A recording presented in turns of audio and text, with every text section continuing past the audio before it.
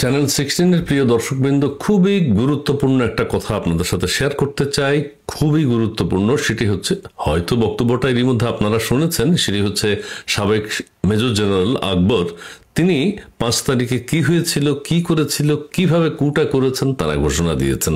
অর্থাৎ 5 তারিখে 2024 সালের 5ই আগস্ট বাংলাদেশে সেনা কু ঘটে গেছে। অত্যন্ত পরিকল্পিতভাবে সাবেক এবং বর্তমান সেনা কর্মকর্তারা মিলে এই কুটা ঘটিয়েছেন। আপনারা আরো একটি তথ্য আপনাদেরকে দিব। 2024 সালের 5ই আগস্ট উত্তরা থেকে মিছিল কিভাবে গণভবনে এসে ঢুকেছে, কি পরিকল্পনা ছিল, সেটিও আপনাদেরকে জানাতে চেষ্টা করব। আপনারা ভিডিওটা একটু মনোযোগ দিয়ে শুনবেন, যারা এই মধ্যে শুনেছেন, আর যারা শুনেননি তারা ভিডিওটা শুনবেন, তারপরে এটা ব্যাখ্যা করব কি পরিকল্পনার মাধ্যমে 2024 সালের 5ই আগস্ট একটা নির্বাচিত সরকার প্রধানকে দেশ ত্যাগে বাধ্য করা হয়েছিল। বাংলাদেশ সেনাবাহিনী কি ন্যাক্কারজনক কাজ করে তার দৃষ্টান্ত আবার একটু শুনুন জি প্লিজ। সেনাপ্রধান আমাকে ডেকেছিল ওনার বাসায়, তখনই আন্দাজ করতে পেরেছিলাম যে বড় কিছু একটা হতে যাচ্ছে। তবে সেই দিনই যে পতন হবে এটা আমারও ধারণা ছিল না। পরবর্তী যখন আমি চেক ব্যাক করলাম, বুঝতে পারলাম আমার সাথে কথা বলার পরেই কিন্তু 3 বাহিনী প্রধান গণভবনে গিয়েছিলেন। ওখানেই তারপরে ওনারা পার্সু করলেন যে প্রধানমন্ত্রীকে যেতে হবে। এই ছিল সারসংক্ষেপ। এবং পরবর্তীতে আমি যখন এখানকার আন্দোলনে যোগ দিয়ে আমি ফিরে গেলাম, আমার টেলিফোনটা কিন্তু গল্ফ করছে, আমার গাড়িতে রেখে গেছিলাম। যে দেখি অনেকগুলো কল। আমি কল রিসিভ করে যখন করলাম, তখন সেনা সদর থেকে জানানো হলো আপনাকে যে দায়িত্ব দেওয়া হয়েছিল ওনারা কি সব প্রস্তুত।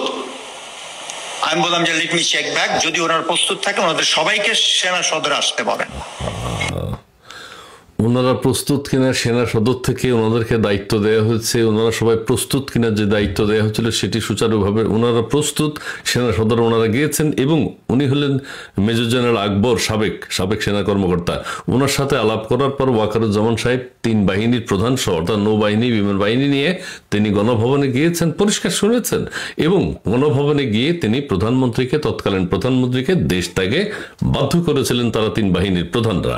সেখানে তারা ছিলেন। এবং আপনাদের মনে আছে নিশ্চয়ই, আমাদের জুলাই আগস্টের সময়, আগস্টে 3 তারিখে সম্ভবত রাওয়া ক্লাবের সাবেক সেনা কর্মকর্তাদের একটা মিটিং হয়েছিল এবং সেটা ওয়াকারুজ্জামানের নেতৃত্বে, অর্থাৎ তাদের এটা পরিকল্পনার অংশ যে তোমরা ওখান থেকে চাপ সৃষ্টি করো এবং আমরা তোমাদেরকে যে দায়িত্ব দিব সেগুলো তোমরা পুঙ্খানুপুঙ্খ রূপে পালন করো, আর ক্যান্টনমেন্টে এসে আমাদের সাথে বসো, মিটিং করো।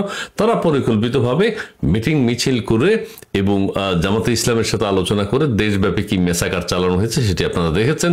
এবং হেফাজতের সাথে কথা বলেছে, বিএনপির সাথে কথা বলেছে। তার আগে তারা যে জঘন্য কাজটি করেছে সেটা তো তার মুখেই শুনলেন, যে সেনাপ্রধান 3 বাহিনী প্রধান গণভবনে এসে প্রধানমন্ত্রীকে দেশ ত্যাগে বাধ্য করেছেন।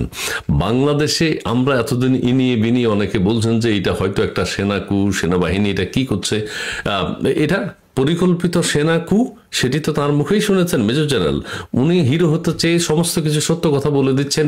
আমাদের 3 বাহিনীর প্রধানরা সত্য কথা বলেন, আমাদের প্রধান উপদেষ্টা সত্য কথা বলেন, আমাদের এনসিপির নেতৃবৃন্দ, সমন্বয়করা সবাই সত্য কথা বলছেন। তারা কিভাবে পুলিশ হত্যা করেছেন, মেট্রো রেলে কিভাবে আগুন দিয়েছেন, ভাঙচুর জ্বালাও পোড়াও করে কিভাবে একটা দেশের আন্দোলন চাঙ্গা করেছেন সরকারের বিরুদ্ধে সেনাবাহিনীর সহযোগিতায়, বুঝছেন তো, সেনাবাহিনীর সহযোগিতায়। এবং কিভাবে বাংলাদেশে মেসাকার করেছেন, কিভাবে তারা শহীদ হয়েছেন, কিভাবে তারা গুজব ছড়িয়েছেন, সবকিছুই আমাদের সমন্বয়ক ভাইয়েরা সুন্দর করে বলে দিচ্ছে।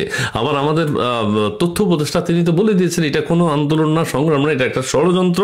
সেনাবাহিনী সহ ষড়যন্ত্রটা করেছেন, বিদেশি শক্তি ষড়যন্ত্রটা করেছে, জাতিসংঘের ভলকার তুর্গ এখানে আছেন, ঠিক আছে, পশ্চিমা বিশ্ব এখানে রয়েছেন। এবং পশ্চিমা বিশ্ব নিজেরা তো আর কিছু করবে না, সেনাবাহিনীকে কাজে লাগাবে, ছাত্রদেরকে কাজে লাগাবে, পরিকল্পনা আনবে। নোবেল বিজয়ীদের জড়িত ছিল আমাদের প্রফেসর ডক্টর মোহাম্মদ ইউনূস এবং তার নেতৃত্বে ম্যাটিকুলাস ডিজাইন অনুযায়ী সেনাবাহিনী, সাবেক সেনাবাহিনীর কর্মকর্তা সবাই মিলে বাংলাদেশের এই বিপর্যয়টা ডেকে নিয়ে এসেছে। এবং এখানে সবচেয়ে উল্লেখযোগ্য বিষয় হচ্ছে যে বাংলাদেশের স্বাধীনতার সার্বভৌমত্বের বিপক্ষে এই ধরনের একটা কু ঘটানো হয়েছে এবং সেই বিপক্ষ শক্তি এটার পিছনে কাজ করেছে।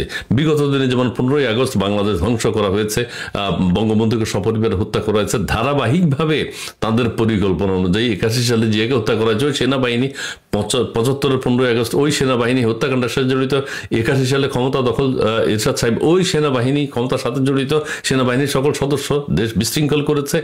আবার এরপরে 2011-এর সময় সেনাবাহিনী আবার দেশ ধ্বংসে লেগেছে, রাজনৈতিক দলকে ধ্বংস করার জন্য নেমেছিল। সেটি আপনারা দেখেছেন 2024 সালে ম্যাটিকুলাস ডিজাইন অনুযায়ী পরিকল্পিতভাবে সাবেক বর্তমান, এটা প্রথম কিন্তু সাবেক আর বর্তমান সেনাবাহিনীর কর্মকর্তারা মিলে আমাদের ওয়াকারুজ্জামান সাহেবের নেতৃত্বে সুন্দরভাবে পরিকল্পিতভাবে একটা সেনাকু ঘটিয়ে দিয়েছেন। আচ্ছা, আরেকটা বিষয় হচ্ছে ওই যে উত্তরা থেকে মফ কি, তার আগে আবার বলিনি আমরা, কিন্তু বিনি আমরা দেখছি লোকজনকে বলতে শুনেছি, হ্যাঁ বাংলাদেশে মনে একটা সেনাকু ঘটেছে, ওয়াকারুজ্জামান দেশের স্বাধীনতার সার্বভৌমত্ব সব নষ্ট করে দিচ্ছে, এটা অনুমান নির্ভর বলতাম। কিন্তু এই মেজর জেনারেল সাহেবের বক্তব্য শোনার পর, অত্যন্ত ভালো মানুষ, ওনার বক্তব্য শোনার পর এর মানে আর কোনো সন্দেহ থাকলো না।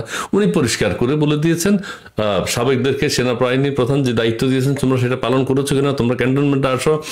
ওনার সাথে আলাপ করার পর আমাদের সেনাপ্রধান 3 বাহিনীর প্রধানরা গণভবনে গিয়ে প্রধানমন্ত্রীকে বিদেশ যেতে বাধ্য করেছেন। এইবার বলি, উত্তরা থেকে বলা হচ্ছিল না, উত্তরা থেকে একটা মিছিল আসছে গণভবনের দিকে, আপনি চলে যান, এই ভয় প্রধানমন্ত্রীকে দিছিল না তখন? হ্যাঁ দিছিল। উত্তরা থেকে এটা কিভাবে আসছে? এটা সেনাবাহিনীর নেতৃত্বে পরিকল্পিতভাবে ওখানে এটা তৈরি করা হয়েছে যে ওখান থেকে তোমরা মুভ করবা, ঠিক আছে? ওখান থেকে মুভ করলে এইটা সেনাবাহিনী কন্ট্রোল করতে পারতো না, ক্যান্টনমেন্টের পাশ দিয়েই তো আসবে। সেনাবাহিনী কন্ট্রোল করতে পারতো না, পুলিশ দায়িত্ব নিতে পারতো না। পুলিশ দায়িত্ব নিয়েছে, সেনাবাহিনী কোনো দায়িত্ব নেয়নি। একদম অথেন্টিক সোর্স থেকে জানতে পেরেছি যে ওখানে কেউ রাজি হচ্ছিল না। ডিবি হারুনের নেতৃত্বে আলোচিত, আপনারা জানেন যে ডিবি হারুনের নেতৃত্বে মহাখালীতে একটা ট্রুপস পাঠানো হয়েছে পুলিশ বাহিনীর। খুবই সত্য ঘটনা অবলম্বনে বলছি, ডিবি হারুনের নেতৃত্বে ওখানে একটা ফোর্স বাহিনী পাঠানো হয়েছে পুলিশের, এবং তারা সেখানে ব্যারিকেড তৈরি করেছেন, যেভাবে কোনো রাস্তা বন্ধ করেন, এবং তারা ঘিরে দাঁড়িয়েছেন যাতে মিছিলটি গণভবনের দিকে যেতে না পারে। মিছিল আসছে, পুলিশরা অবস্থান করছে, কিন্তু ডিজিএফআই থেকে, সেনাবাহিনী থেকে পুলিশদেরকে নির্দেশ দেওয়া হলো যে আপনারা সেখানে থাকবেন না। ডিবি হারুন সাহেবকে বললো যে আপনি এখানে থাকেন না, আপনি একটু অন্যত্র যান। ওরা কি করতে চায়, আর মব এত বড়, আপনারা এটা কন্ট্রোল করতে পারবেন না, অথবা কন্ট্রোল করার প্রয়োজন কি, নানানভাবে নিয়ে ডিবি হারুন তখন আইজিকে ফোন করলেন। আইজিপি তখন বললেন যে সেনাবাহিনী যখন বলছে এত কিছু, এত সরতে হবে, আপনি এখানে না থাকেন, ঠিক আছে আপনি অন্যত্র সরে যান। ডিবি হারুন সাহেব সেখানে চলে গেলেন। এত বড় চক্রান্ত যে কিন্তু ডিবি হারুনও জানে না উনি চক্রান্তের শিকার হয়েছেন। উনি সেখান থেকে আচ্ছা ঠিক আছে স্থান ত্যাগ করলেন। পুলিশরা কিন্তু সেখানে দাঁড়িয়ে আছে। পুলিশরা দাঁড়িয়ে থাকার পর কতক্ষণ পর ডিজিএফআই ওদেরকে বলছে যে আপনারা, হারুন সাহেব তো না, আপনারা এখানে আর থাকার দরকার কি, আপনারাও সরে পড়ুন, আপনারা সরে যান, মব অনেক বড়, অনেক যেটা কিছু করা যাবে না। সেনাবাহিনী কিন্তু দায়িত্ব ছেড়ে দিয়েছে। এখন পুলিশকে এখানে না থাকতে বাধ্য করা হচ্ছে। পুলিশ ব্যারিকেড দিয়ে দাঁড়িয়ে আছে, পুলিশ দায়িত্ব পালন করবে, কিন্তু পুলিশকে সেখানে দায়িত্ব পালন করতে দিচ্ছে না সেনা কর্মকর্তারা। পুলিশ বাহিনী তখন হারুন সাহেবকে ফোন করলো, ডিবি হারুনকে, যে স্যার আমাদেরকে তো এখান থেকে ডিজিএফআই সরে যেতে বলছে, আমরা এখন কি করব? হারুন সাহেব বললো যে আমি তো সিদ্ধান্ত দেওয়ার অথরিটি না, তোমরা তখন তৎকালীন কমিশনারের সাথে কথা বলো, কমিশনার সম্ভবত হাবিব সাহেব, তার সাথে কথা বলো। পুলিশ বাহিনী সেখানে কথা বলেছে। কথা বলার পর হাবিব সাহেব তো নার্ভাস যে এটা কি বলছে, কেন বলছে, এটা দেশের স্বাধীনতা সার্বভৌমত্ব, মিছিল আসছে, গণভবন ভাঙবে, সেনাবাহিনী জানে, সেনাবাহিনী কিছু করছে না। আচ্ছা তোমাদেরকে যখন সেনাবাহিনী এত কিছুই বলছে, মিছিল নাকি অনেক বড়, তোমরা ঠিক আছে তোমরা দায়িত্ব ছেড়ে দাও। এই দায়িত্ব ছেড়ে দেওয়ার পুলিশ সরে যাওয়ার পরেই উত্তরা থেকে যে মিছিলটি এসছে মহাখালী দিয়ে ঢুকে একদম বিনা বাধায়, আবার বলছি বিনা বাধায়, একটা আনসারও বাধা দেয়নি। সেনাবাহিনী তো দায়িত্ব ছেড়ে দিয়েছে, সেনাবাহিনী উন্মুক্ত করে দিয়েছে তাদের নেতৃত্বে। পুলিশ কিন্তু বিষয়টা জানে না। পুলিশ যখন সরে গেছে, সমস্ত বাহিনী ওই পোলাপান মিছিল গণভবনের দিকে এসছে, এবং গণভবনে এসে নিরাপত্তা দিয়েছে সেনাবাহিনী, এসে গণভবনে ভাঙচুর করলো। আপনারা আরেকটা জিনিস জানেন যে যত ভাঙচুর হয়েছে গণভবনে, শেখ হাসিনার ছবি ভাঙচুর সেনাবাহিনী করেছে, সাধারণ পাবলিক তো করেছে, সেনাবাহিনীর করার দরকারটা কি? সেনাবাহিনী এই কাজ করতে যাবে কেন? তার মানে তাদের যোগসাজশ সমস্ত কিছু আছে পরিকল্পিত। সেনাবাহিনী সেখানে দাঁড়িয়েছিল, 32 ভাঙা হয়েছে, সেনাবাহিনী সেখানে দাঁড়িয়েছিল, 32-এ আগুন দেওয়া হয়েছিল, সেনাবাহিনী সেখানে দাঁড়িয়েছিল, 32-এ যারা ভাঙচুর করেছে তাদের নিরাপত্তা দিয়েছে সেনাবাহিনী। এটি আপনারা সবাই জানেন। পুলিশ যখন সরে গেছে মহাখালী থেকে, তখন এটা মানুষের ঢল গণভবনের দিকে এসছে। তখন কি সেনাবাহিনী পারতো না এই ঢলটাকে থামাতে? অবশ্যই পারত, অবশ্যই সম্ভব। কিন্তু আমাদের সেনা প্রধান যেটার সাথে জড়িত, জাতিসংঘ জড়িত, ডক্টর ইউনূস সাহেব জড়িত, আমাদের ছাত্ররা জড়িত, একটা পরিকল্পিত আন্দোলনের মাধ্যমে সেনাবাহিনী ছাত্রদেরকে সারা দেশে সহযোগিতা করেছে, সেনাবাহিনী মিছিল মিটিং আসার জন্য সহযোগিতা করেছে, সেনাবাহিনী গণভবন থেকে উইথড্র করা হয়েছে, সেনাবাহিনী 32-এ ছিল কিন্তু কিছুই করে নাই, এটা আপনারা দেখেছেন। তবে পরিকল্পিতভাবে দেশের স্বাধীনতা সার্বভৌমত্ব ধ্বংস করার একটা চূড়ান্ত রূপ 2024 সালের 5ই আগস্ট, লাউড অ্যান্ড ক্লিয়ার।